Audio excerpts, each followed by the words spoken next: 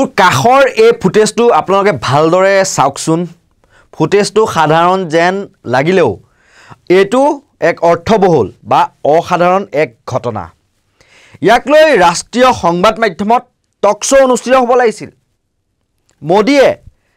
tweet কৰি সাহস দিব লাগিছিল মণিপুৰৰ আৰক্ষীসকলক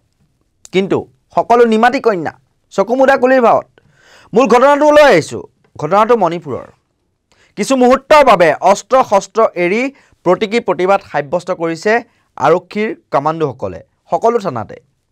মনত ৰাখিব এইসকল আৰক্ষী কোনো সাধাৰণ প্ৰতিবাদকাৰী নহয় জানিব পৰা মতে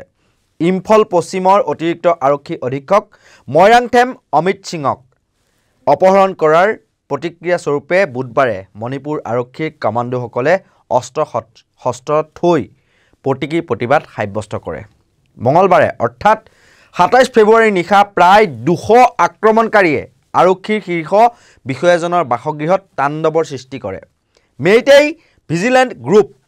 আৰামবাই টেংগল নামৰ এটা সশস্ত্ৰ গোটে তাণ্ডৱৰ সৃষ্টি কৰি অমিত সিং আৰু তেওঁৰ লগৰ এজন সহকৰ্মীক অপহৰণ কৰি নিয়ে অতিৰিক্ত নিৰাপত্তা বাহিনী নিয়োগ কৰাৰ পিছতো আক্ৰমণকাৰীয়ে অপহৰণ কৰি নিয়ে অমিত সিং আৰু সহকৰ্মীক অৱশ্যে নিৰাপত্তা বাহিনীয়ে কিছু ঘণ্টাৰ ভিতৰতে এএছপি অৰ্থাৎ অতিৰিক্ত আৰক্ষী অধীক্ষক অমিত সিং আৰু তেওঁৰ সহযোগীক উদ্ধাৰ কৰিবলৈ সক্ষম হয় আৰক্ষীৰ তৰফৰ পৰা জনোৱা অনুসৰি ইম্ফল পশ্চিমৰ ময়ৰাংথেমৰ বাসগৃহত প্ৰায় ২০০ জন অস্ত্ৰধাৰী ব্যক্তিয়ে তাণ্ডৱৰ সৃষ্টি কৰি নিৰ্বিচাৰে গুলীচালনা কৰাৰ লগতে সা সম্পত্তি ভাঙি পেলায় এইখিনিতে এটা কথা উল্লেখ কৰি থওঁ এগৰাকী প্ৰধানমন্ত্ৰী নৰেন্দ্ৰ মোদীয়ে টিপ্পনী কৰি ক্ৰিকেটৰ ভগৱান শচীন তেণ্ডুলকাৰক যিটো টুইট আছিল সেই টুইটটো ৰিটুইট কৰিবলৈ সময় ভালকৈ ওলায় মহম্মদ স্বামীক গেট ৱেল চুন ক'বলৈ সময় ওলায় তেওঁৰ কিন্তু মণিপুৰ শব্দটো শুনিলেই একদম চাইলেণ্ট মৌন মোদী এইবাৰো ব্যতিক্ৰম নহ'ল ইমান ডাঙৰ এক ঘটনা ঘটিল ৪৮ ঘণ্টা উকলি গ'ল এটাও টুইট নাই এটাও প্ৰতিক্ৰিয়া নাই প্ৰধানমন্ত্ৰী নৰেন্দ্ৰ মোদীৰ কিন্তু লোকসভা নিৰ্বাচন যেহেতু আহিছে গতিকে গা ৭খন তেওঁৰ নিৰ্বাচনী প্ৰচাৰত মোদীৰ গ্যাৰাণ্টিৰ যিসমূহ উন্নয়নৰ শ্লোগান সেয়া গাঁৱে গাঁৱে চহৰে চহৰে এখন গাড়ীত ঘূৰি ফুৰা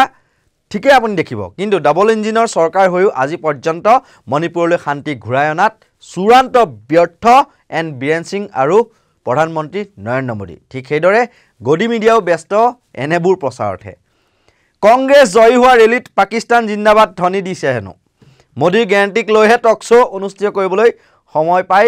মোদীৰ বৰ্ণনাত ব্যস্ত থকা গদি মিডিয়াই কিন্তু মণিপুৰক লৈ সকলো নিমাত নিৰ্বাচনী প্ৰচাৰ ঠিকই অনুষ্ঠিত কৰে কিন্তু ইমান এক ডাঙৰ ঘটনা ঘটি গ'ল আজি পৰ্যন্ত এটা টুইট কৰিবলৈ কিন্তু সময় নহ'ল প্ৰধানমন্ত্ৰী নৰেন্দ্ৰ মোদীৰ এনেকুৱা ধৰণৰ বিশ্লেষণাত্মক সত্য নিৰপেক্ষ বা বাতৰিৰ বাবে আপোনালোকে চাই থাকিব নৰ্থ ইষ্ট নাও ধন্যবাদ